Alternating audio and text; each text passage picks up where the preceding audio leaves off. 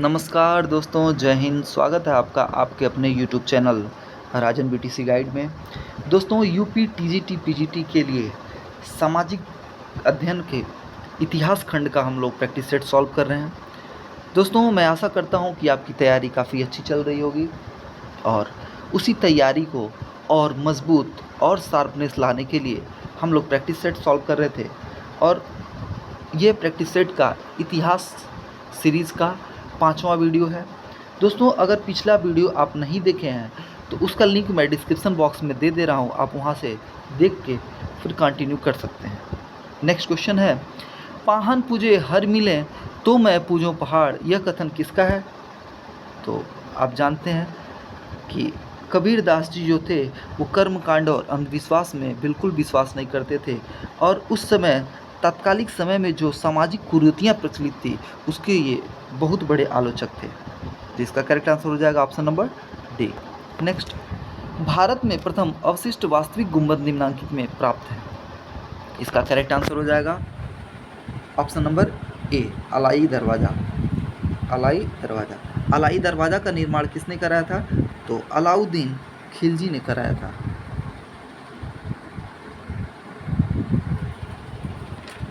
दोस्तों, अलाउद्दीन खिलजी द्वारा निर्मित अलाई दरवाज़ा में पहली बार गुंबद का प्रयोग किया गया था। 1311 ईस्वी में निर्मित इस भवन में चतुष्केंद्रीय मेहराब का प्रयोग हुआ था, जो कि एक वास्तु तत्व के रूप में अनोखा उदाहरण है। नेक्स्ट क्वेश्चन है,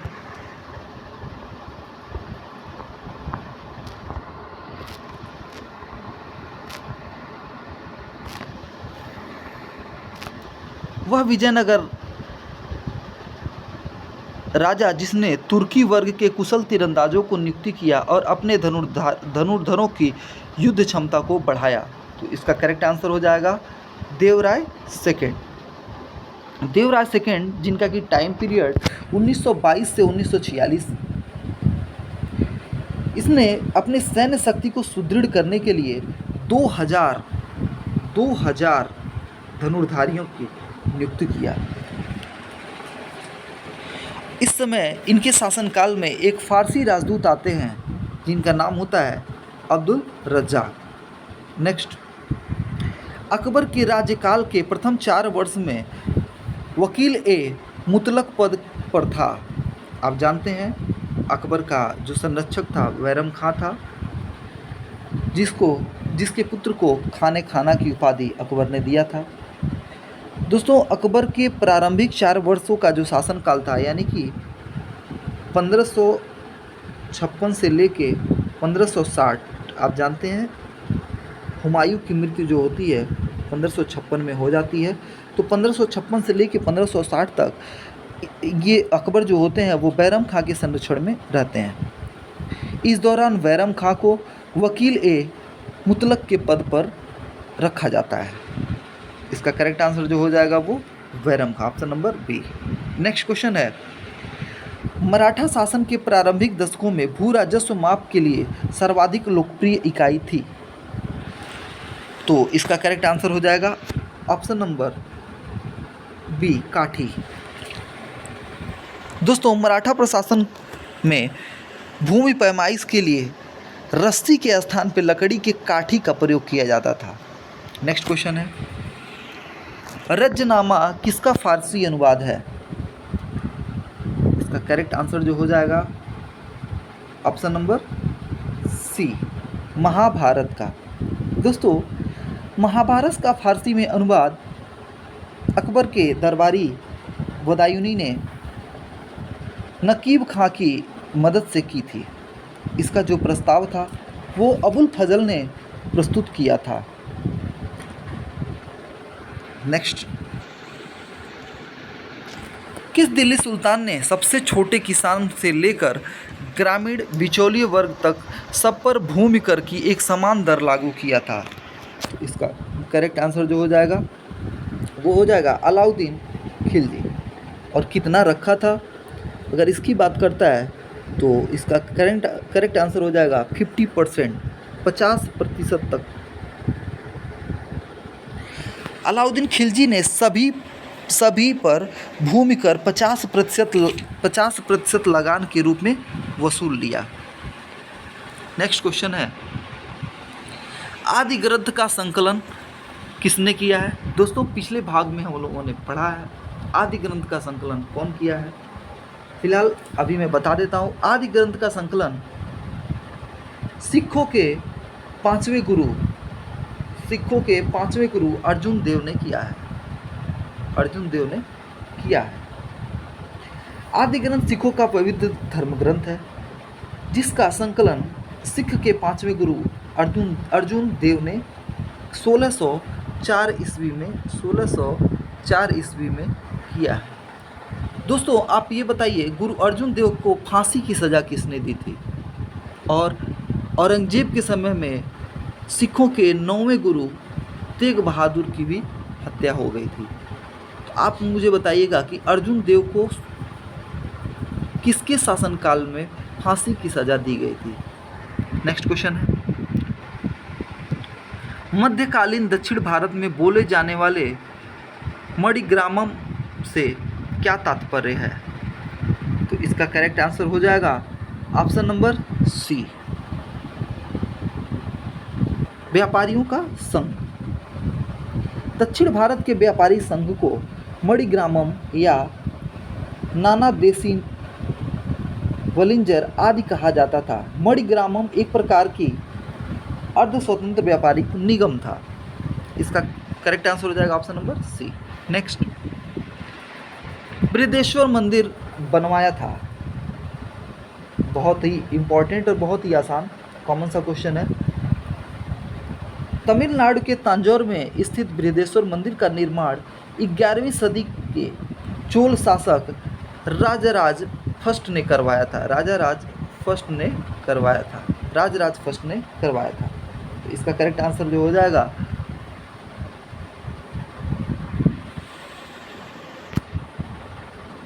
नंबर फर्स्ट। दोस्तों बृहदेश्वर मंदिर को राजराज फर्स्ट के नाम पे राजराजेश्वर मंदिर भी कहा जाता है। नेक्स्ट,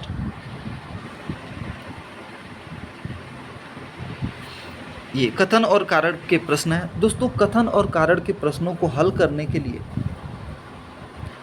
एक तरीका होता है, जैसे जो स्टेटमेंट होता है और जो रीज़न होता है। तो रीज़न जहाँ से स्टार्ट होता है, पहले जैसे ये स्टेटमेंट है तो स्टेटमेंट को पढ़ने के बाद हम एक अपने तरफ से शब्द जोड़ते हैं क्योंकि, और दोनों को एक साथ पढ़ते हैं। जैसे कुतुबुद्दीन ऐबक की मृत्यु पर आराम शाह ने अन्य दावेदारों को दरबार स्वयं को दिल्ली को सुल्तान घोषित कर दिया।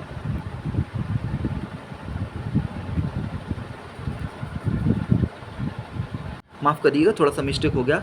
कुतुबुद्दीन ऐबक की मृत्यु पर आराम शाह ने अन्य दावेदारों को दबाकर स्वयं को दिल्ली का सुल्तान घोषित कर दिया। क्योंकि यहाँ पे जहाँ पे कारण लिखा वहाँ पे हम लोग अपने से प्रश्न कर लेते हैं क्योंकि, इससे हमारा प्रश्न जो होता है वो आसान हो जाता है और इसका सही निष्कर्ष पे हम लोग पहुँच पाते हैं। क्योंकि अब आगे पढ़ते हैं। तुर्की व्यवस्था से सत्ता के उत्तराधिकारियों को नियंत्रित करने वाले कोई सुनिश्चित निगम नहीं थे। वैसे तो इसका करेक्ट आंसर अभी हम लोग देख लेते हैं, लेकिन ये स्टेटमेंट मुझे सही लग रहा है, लेकिन ये सही नहीं लग रहा है क्योंकि कुतुबुद्दीन ऐबक की मृत्यु के बाद आराम शाह गद्दी पे बैठता तो ज़रूर है, लेकिन इसका इल्तुतमिश के साथ युद्ध के युद्ध होते हैं और युद्ध के युद्ध में आराम शाह इल्तुतमिश से हार जाता है। तो इसका करेक्ट आंसर जो हो जाएगा वो ऑप्शन नंबर डी हो जाएगा, क्योंकि कथन एक गलत है किंतु कारण सही है। करेक्ट आंसर जो हो जाएगा। नेक्स्ट, निम्नलिखित में कौन सा एक अलाउद्दीन खिलजी के राज्यकाल में लागू नहीं था? मुकदमों पर नियंत्रण,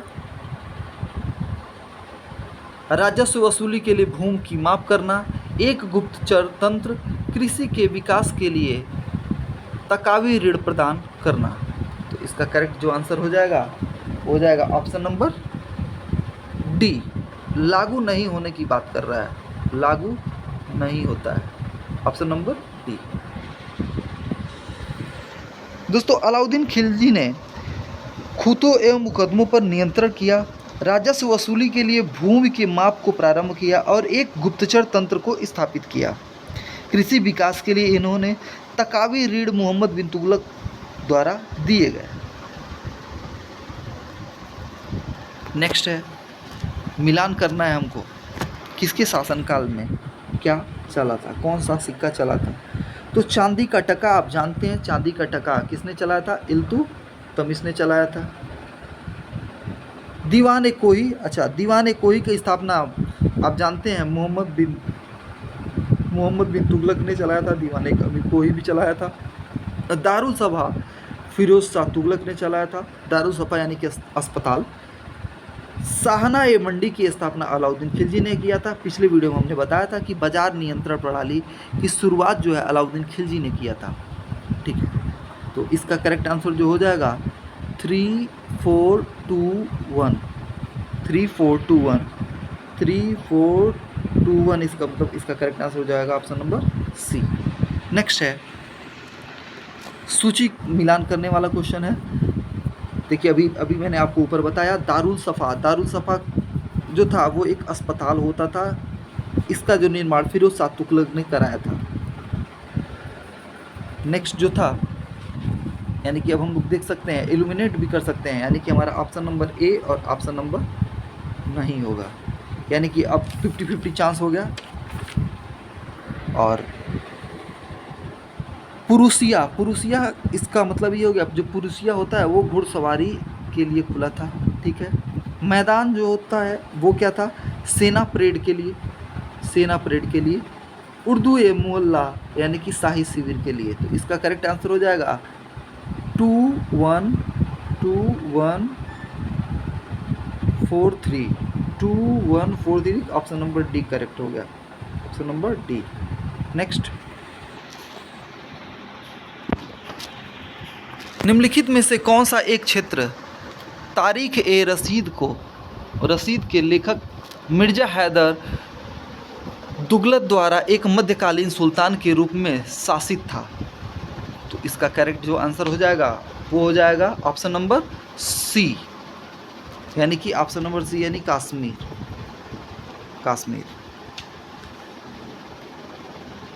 नेक्स्ट क्वेश्चन है, निम्नलिखित में से किसने औरंगजेब के शासनकाल में व्यंग्य काव्य की रचना की थी। तो इसका करेक्ट आंसर जो हो जाएगा वो हो जाएगा जटल्ली एक व्यंग्य काव्य गुरु थे। ऑप्शन हो जाएगा करेक्ट इसका जाफर जटल्ली, यानी कि ऑप्शन नंबर बी। नेक्स्ट है,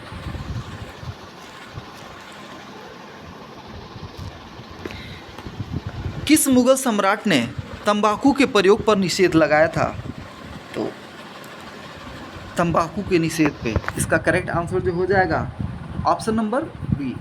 दोस्तों ये जान के आपको हैरानी होगी कि जहांगीर के ही शासनकाल में ये तंबाकू प्रारंभ होता है, तंबाकू की खेती प्रारंभ होती है और इन्हीं के शासनकाल में इस पे निषेध भी लगाया जाता है। दोस्तों तंबाकू को लाया किसने था, इसका जवाब आप लोग मुझे दें। तंबाकू पुर्तगालियों की देन है, पुर्तगालियों ने तंबाकू को लाया है भारत में। नेक्स्ट, भारत को इस्लामिक रहस्यवाद की प्रथम पाठ्यपुस्तक कश्फ उल महजूब तैयार करने का श्रेय किसको जाता है, यानी कि इसके लेखक कौन है, कश्फ उल महजूब। इसका करेक्ट आंसर हो जाएगा ऑप्शन नंबर डी, अली हुजविरी।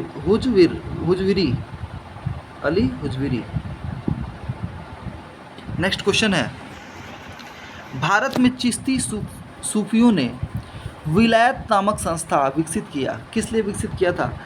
इस समय जो सूफी संत थे वो चाहते थे कि जो उनका अध्यात्म में जो चल रहा है वो राज्य के नियंत्रण से मुक्त हो, उसमें कोई भी हस्तक्षेप ना हो। तो इसका करेक्ट जो आंसर हो जाएगा वो हो जाएगा ऑप्शन नंबर बी।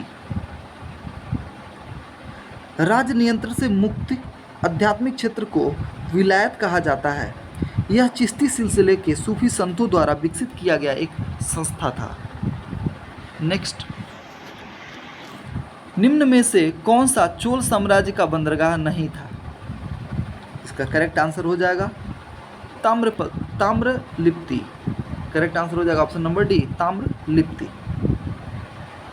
ताम्रलिप्ति पूर्वी बंदरगाह का भारत का पूर्वी बंदरगाह था, जो पश्चिम बंगाल में स्थित कावेरीपट्टनम, महाबलीपुरम तथा सालीपुर चोल साम्राज्य के अंतर्गत यह बंदरगाह था। इसका करेक्ट आंसर जो हो जाएगा ऑप्शन नंबर डी। नेक्स्ट, मकबरों की अष्टभुजाकार आकृति मध्यकालीन भारत के निम्नलिखित में से किस वंश की विशेषता थी? तो इसका करेक्ट आंसर जो हो जाएगा वो हो जाएगा लोदी वंश। क्या हो जाएगा? लोदी वंश। मकबरों की अष्टभुजाकार आकृति लोदी वंश की विशेषता थी। इब्राहिम लोदी द्वारा 1517 में बनवाया गया था। सिकंदर लोदी को